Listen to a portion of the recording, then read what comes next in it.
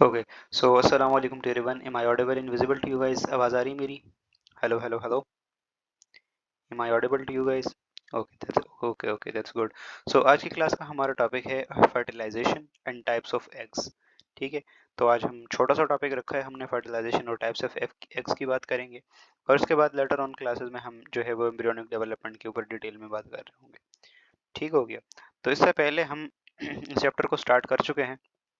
हमारे major major topics 3-4 topics है इसमें. ह्यूमन एम्ब्रियोनिक डेवलपमेंट है, कंट्रोल ऑफ डेवलपमेंट है, प्रेगनेंसी है, एंड डिसऑर्डर्स हैं और एजिंग है. एजिंग हम डिस्कस कर चुके हैं कल. रिमेनिंग टॉपिक ये हैं. ठीक है, तो ओके. तो सबसे पहले हमारे पास यस ग्रोथ क्या होती है. Yes, what is growth. तो ग्रोथ का क्या मतलब होता है, ये चैप्टर ही यही है, ग्रोथ एंड डेवलपमेंट. ठीक है, या डेवलपमेंट इन एजिंग. तो क्या होती है ये ग्रोथ. तो कोई भी ऐसा इरिवर्सिबल परमानेंट चेंज जिससे क्या होता है हमारी बॉडी इंक्रीज होती है साइज के अंदर. ठीक है, वेट के अंदर, शेप के अंदर, और साथ साथ में बॉडी का मास भी बढ़ता है. ठीक है, दिस इज कॉल्ड ग्रोथ. अगर हम बात करें, एक सिंगल सेल जाइगोट होता है. एक जाइगोट से हमारे पास मल्टी सेलुलर ऑर्गेनिज्म बनता है. ऑन एवरेज जो ह्यूमन सेल्स होते हैं ना, ह्यूमन बॉडी के अंदर जो सेल्स होते हैं ना, एक नॉर्मल अडल्ट के अंदर वो 32.7 37.2 ट्रिलियन सेल्स होते हैं एक ह्यूमन बॉडी के अंदर, एक अडल्ट की ह्यूमन बॉडी के अंदर. ठीक है, तो ये यहाँ से यहाँ तक कैसे पहुंच गया. ये एक छोटा सा बेबी होता है, ठीक है, कुछ पाउंड्स का, वो एक केजीज के मर्द में या केजीज के इंसान में कैसे कन्वर्ट हो जाता है. वालेकुम अस्सलाम तहरीम, वालेकुम अस्सलाम मेजबिन, वेलकम. तो यही हमारे पास होती है growth. Growth is the irreversible growth is the irreversible permanent increase in the weight, shape and structure of the body. ठीक हो गया. उसके बाद है हमारे पास डेवलपमेंट. तो डेवलपमेंट क्या होती है, क्योंकि इस चैप्टर में डेवलपमेंट भी है, मेन चीज डेवलपमेंट. तो डेवलपमेंट क्या होती है हमारे पास. तो the study of the progressive changes. ठीक है, जो प्रोग्रेसिव चेंजेस होते हैं ना, कहाँ से, फ्रॉम फर्टिलाइज्ड ओवम, ठीक है, to an adult human being. ठीक है, तो यहाँ तक जितना भी ये प्रोसेस होता है ना, ये हमारे पास क्या है, द प्रोग्रेसिव डेवलपमेंट. इस चीज की स्टडी को हम क्या कहते हैं, दिस इज कॉल्ड डेवलपमेंट. ठीक हो गया. अब हम ह्यूमन एम्ब्रियोनिक डेवलपमेंट का सबसे पहला फेज पढ़ेंगे, फर्टिलाइजेशन, और उसके बाद हम टाइप्स ऑफ एग्स की बात करेंगे. फिर मैं इस क्लास को डिसमिस कर दूंगा क्योंकि आज मुझे कहीं जाना है, तो आई एम इन अ हरी, मैं थोड़ी जल्दी में हूँ आज. तो ओके, तो सबसे पहले हमारे पास फर्टिलाइजेशन है और उसकी साइट है. तो यस, व्हाट इज फर्टिलाइजेशन. ये तो बहुत सब लोगों को ही पता है कि फर्टिलाइजेशन क्या है. ये रिवीजन क्लास है तो इसमें मैं इतना ज़्यादा डिटेल में नहीं जाऊंगा.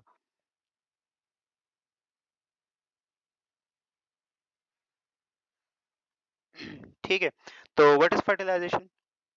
हमें पता है कि, वालेकुम सलाम Mariam, welcome. Fusion of male and female gametes, very good.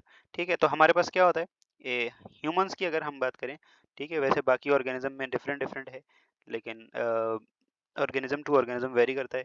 Humans की अगर हम बात करें तो ह्यूमंस फीमेल्स जो है वो ओवम प्रोड्यूस करती हैं. ठीक है, मेल जो है वो स्पर्म प्रोड्यूस करते हैं, ये हम उसमें डिस्कस कर चुके हैं. ठीक है, इन दोनों को कलेक्टिवली हम क्या कहते हैं, गैमीट्स कहते हैं. ठीक है, गैमीट्स. तो ये गैमीट्स जब आपस में फ्यूज होते हैं, ठीक है, जब गैमीट आपस में फ्यूज होते हैं, तो इस प्रोसेस को हम क्या कहते हैं, फर्टिलाइजेशन कहते हैं. और फर्टिलाइजेशन के रिजल्ट में क्या बनता है, एक जायगोट बनता है. ठीक हो गया. जो फीमेल का ओवम होता है, तो उसके अंदर डिस्टिंग्विश करने के लिए जो क्रोमोसोम होते हैं, सेक्स क्रोमोसोम, वो एक्स एक्स होता है, और स्पर्म मेल के अंदर क्या होता है, एक्स वाई होता है. ठीक है, तो ये आप लोगों को पता है पहले से ही. अब हमारे पास फर्टिलाइजेशन होती कहाँ है, कैसे होती है, तो इस चीज़ को ज़रा देखते हैं. तो यस, यहाँ पे देखें हमारे पास फर्टिलाइजेशन, सबसे पहले ओवम. तो हम पिछले चैप्टर में रिप्रोडक्शन में जी ये चीज़ डिस्कस कर चुके हैं कि जब मेंस्ट्रुअल साइकिल का एल फेज आता है, ल्यूटनाइजिंग फेज. ठीक है, ल्यूटनाइजिंग फेज आता है, तो ल्यूटनाइजिंग फेज में क्या होता है, ठीक है, डे 14 के अराउंड जो है हमारे पास क्या होता है, जो एग होता है, ये जो ओवम होता है या मेच्योर ओवम होता है, वो ओवरी से आ जाता है कहाँ पे, ओविडक्ट के अंदर. ठीक है, ये फ्लोपियन ट्यूब के अंदर आ जाता है. ठीक हो गया. अब वंस ये फ्लोपियन ट्यूब के अंदर आ गया तो इसके बाद हमारे पास क्या होगा, अब ये वहां पे वेट करेगा, अगर स्पर्म आएगा तो फर्टिलाइजेशन हो जाएगी, अगर नहीं आएगा तो उसके बाद वो डीनेचर होके दोबारा खत्म हो जाएगा।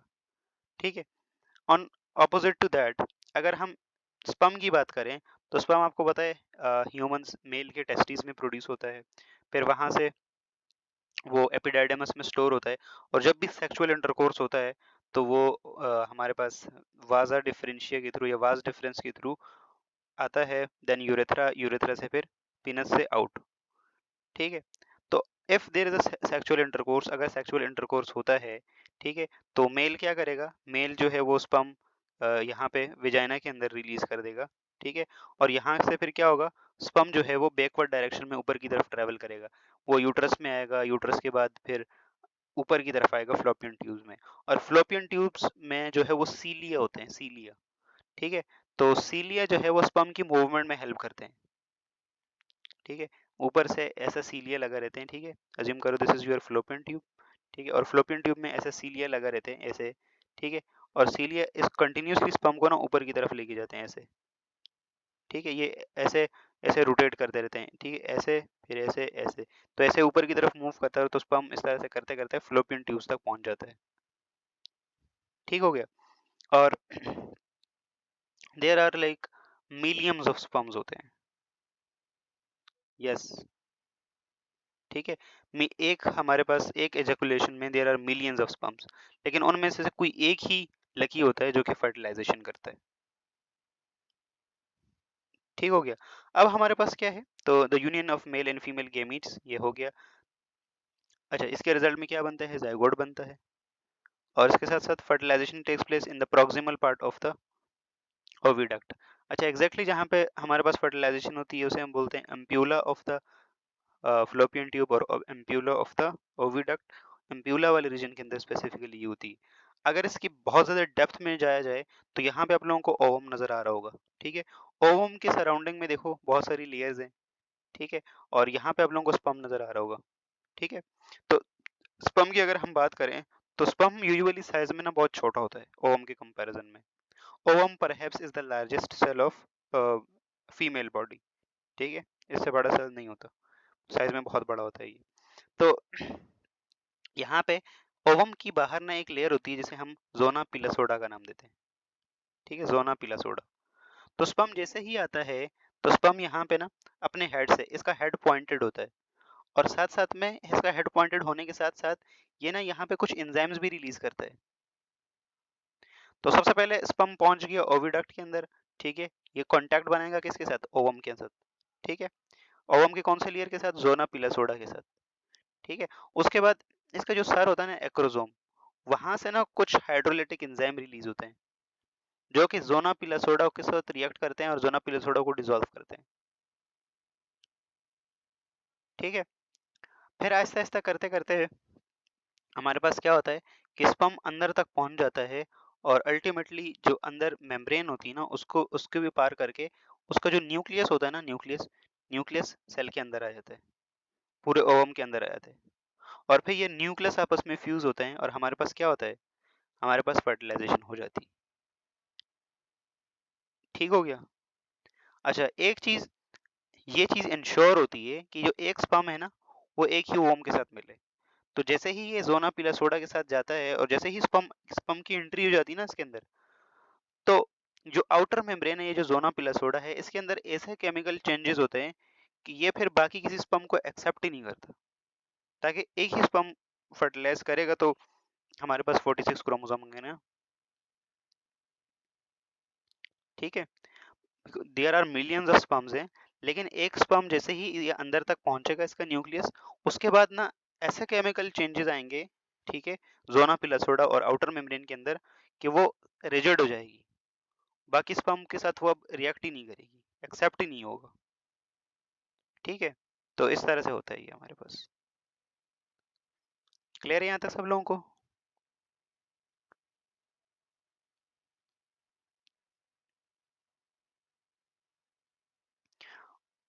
ओके, इसके बाद है हमारे पास नहीं, एक्सेप्शन नहीं है। देखो जोना पिलासोडा होता है ना, तो जोना पिलासोडा इसके बाद ना जो दूसरी मेम्ब्रेन आती है, आई थिंक जैसे कोरोना रेडिएटा, तो वो हमारे पास बिल्कुल इतनी रिजिड हो जाती है कि स्पर्म के हाइड्रोलाइटिक एंजाइम वहाँ पे फिर काम नहीं करते। ठीक है, तो हाइड्रोलाइटिक एंजाइम काम नहीं करते तो फिर स्पर्म कुछ भी कर ले, फिर दूसरे स्पर्म की एंट्री नहीं होगी। ठीक है, तो इसलिए इंश्योर किया जाता है कि स्पर्म की सिर्फ एक ही डिवीजन हो। ठीक है, और एक चीज है, जैसे ही स्पर्म यहाँ पे एंट्री करता है ना अपना यहाँ पे हेड, तो कुछ केमिकल चेंजेस ऐसे होते हैं कि जो ओवम होता है ना, ओवम अपने उस वाले फेज में रहता है, उसने मियोसिस 1 कंप्लीट की होती है, अभी मियोसिस 2 कंप्लीट नहीं की होती। ठीक है, तो जैसे ही वो एंटर होता है तो वो मियोसिस 2 कंप्लीट करता है।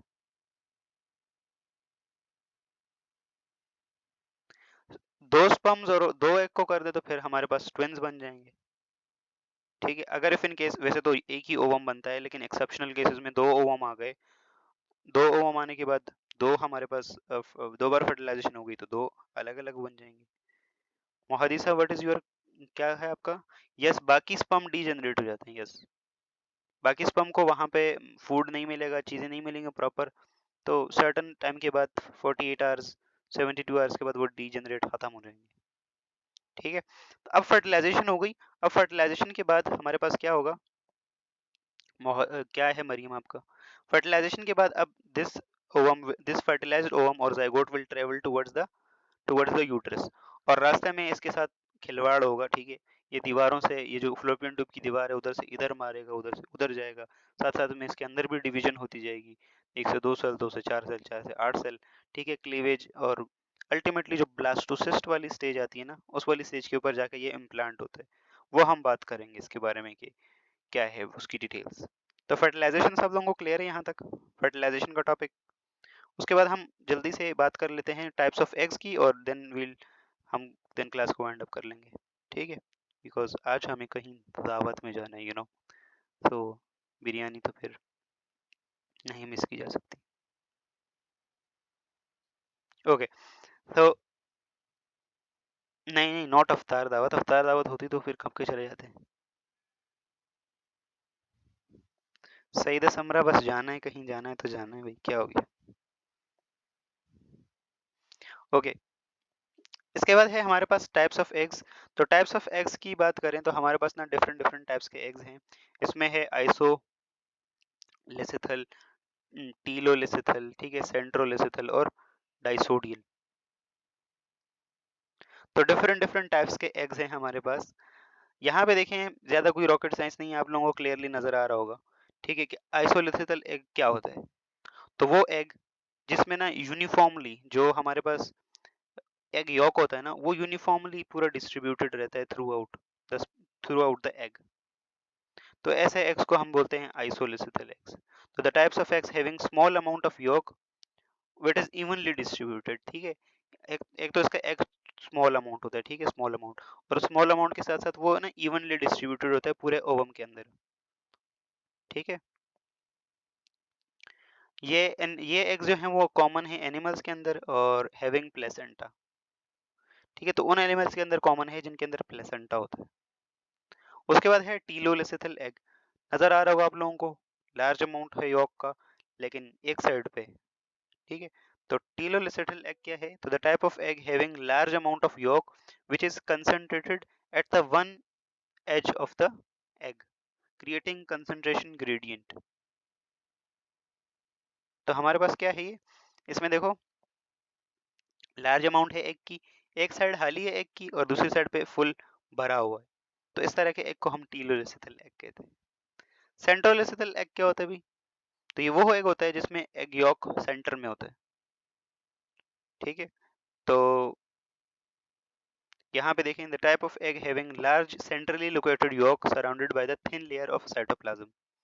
ठीक है, और ये वाला एग कहाँ होता है? Can you guys guess? ये वाला एग कहाँ होता है? कौन से एनिमल्स में होता है?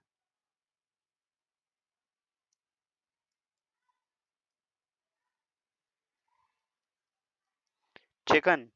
हाँ, चिकन का एग भी देखो सेंटर में होता है ना, जब उबाल के आप खाते हैं तो अब देखते हैं, ठीक है, कि उसके सेंटर में ही यॉक होता है। बाकी यहाँ पे एग्जांपल्स दी हुई हैं, इंसेक्ट्स के अंदर होता है और क्रस्टेशियंस के अंदर होता है। बर्ड्स के अंदर टीलोसेंट्रिक होता है, टीलोलिसिथल भी होते हैं बर्ड्स के अंदर, लेकिन चिकन का मतलब सेंटर में आ जाता। जब हम बॉयल करते हैं तो सेंटर में ही होता है, आप लोगों ने देखा होगा। ठीक है, और वैसे भी अगर इसको तोड़ के देखें तो सेंटर में ही आपको मिलता है। ओके, उसके बाद है डिस्कॉर्डियल। तो जो डिस्कॉर्डियल है वो कहाँ होता है भाई? बहुत लार्ज अमाउंट है एग की, और पूरे इसके अंदर है, पूरे पूरे पूरे हमारे पास पूरे एग के अंदर है, बस छोटा सा पोर्शन छोड़ के। तो ये वाला एग हमारे पास डाइस्कॉर्डियल एग कहलाता है। यहाँ तक सब लोगों को क्लियर है? Any confusion? एनी कंफ्यूजन यहाँ तक?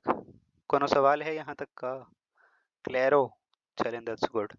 कल की क्लास में हम अब जाइगोट के बाद जो डिफरेंट डिफरेंट प्रोसेसेस हैं, ठीक है, मारूला, ब्लास्टूला, ग्रेस्टूला, ठीक है, ब्लास्टोसिस्ट और फलाना सिस्ट और ये सिस्ट और वो सिस्ट, कल इसको हम डिटेल में करेंगे।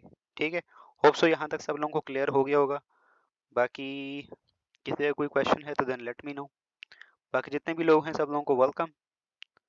14 people, 13 people are there.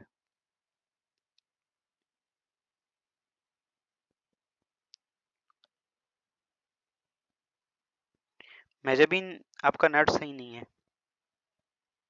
Probably आपका नेट सही नहीं है।